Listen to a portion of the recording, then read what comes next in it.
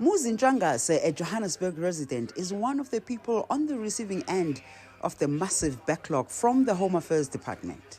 A father to a 2-year-old girl, he failed to register his daughter within 30 days. In South Africa, one is required to register a child's birth within 30 days of their birth. Birth registration establishes the child's identity and helps them acquire a nationality. After the birth of his daughter, Njangase missed the cutoff time.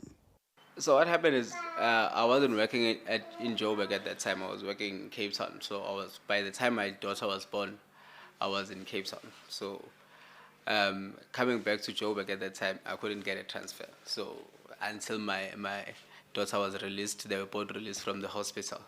I came here like 15 days later or 30 days later. And then they were already outside.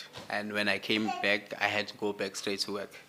And what we wanted to do is to do that certificate, we do it together because they required both the parents to be present. So I went back to work, and then from there on, by the time we did the application, it was already too late. Since then, he's been facing challenges registering the child for any services. It's challenging in many ways because there are things that you need to prepare for, like prepare for school, crèche, and all of that. You need to put her on your policies and all of those things, but you can't do those.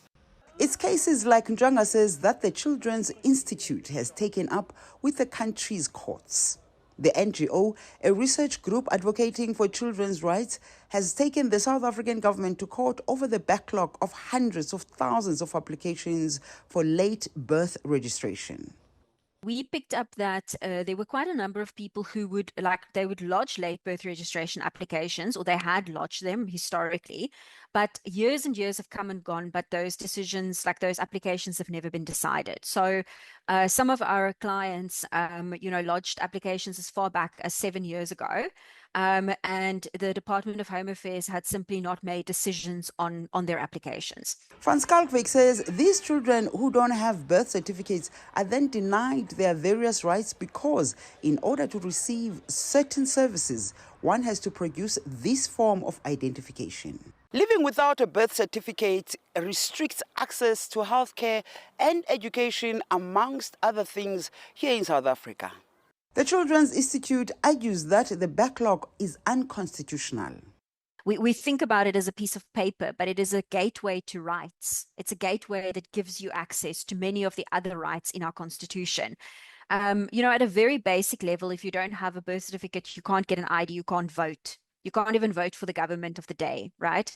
So I think that it is so critical as a mechanism to access the rights in our constitutional dispensation. And without it, really, you're invisible. You're not really part of this country.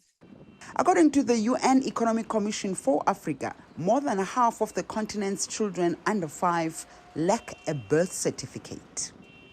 Home Affairs Department officials were not available to comment. Yoli Sanjamela for CGTN in Johannesburg, South Africa.